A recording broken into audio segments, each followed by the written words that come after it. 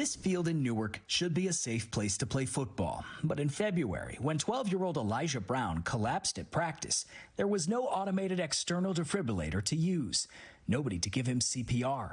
Elijah died. He didn't deserve this. He was a good kid. Near that same field, during a Fordham softball game in 2021, Sarah Taffet's heart stopped. It was an off-season fall game. You'd be lucky if there was a first aid kit, let alone an AED. Fordham's trainer, Bridget Ward, knew that New Jersey had no law requiring an AED at that field for that type of game.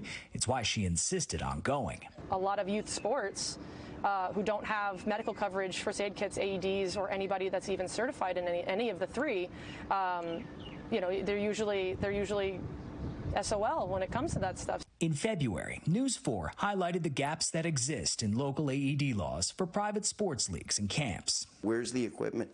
Where's the personnel? How are we going to close the gaps? Now, New York Assemblyman Stephen Otis says his bill requiring an AED plan for camps and youth sports games and practices has passed.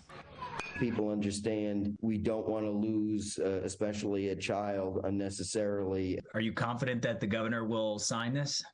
Well, we are hopeful, but we don't know. It's a final hurdle that New Jersey wasn't able to clear in 2016 when Governor Chris Christie vetoed a similar bill, citing funding concerns. An AED costs over $1,000.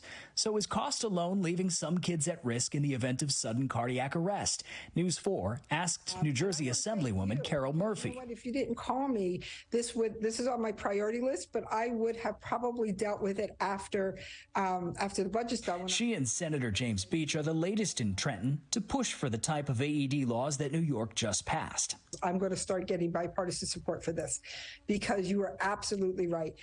This is a priority. An AED on site might have saved Elijah the way it saved Sarah Taffet. What is this bag? Like, I have never seen this before. That would turn out to be the thing that saved my life. The Fordham softball player had carried the AED into the dugout on the day her heart stopped. I just remember feeling like, whoa, like something isn't right.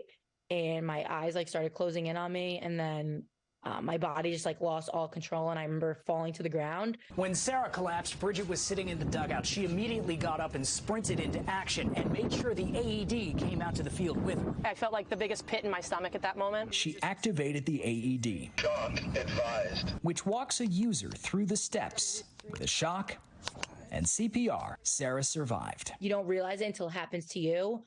So I think there definitely needs to be strict laws so that they're in place. It's not a lot of money for something that is so important for someone's lives, because at that point, you're just putting a price on someone's life. Both now work with the American Heart Association to advocate for access to AEDs and increase CPR training. He said none of us are CPR certified. With no requirements in place, Elijah waited for help that came too late. Carol Murphy doesn't want to wait for another tragedy to act. I would rather spend that money to do what we need to do on the youth organization field than see any mother have to put their baby in a coffin and bury them. John Chandler, News 4 New York.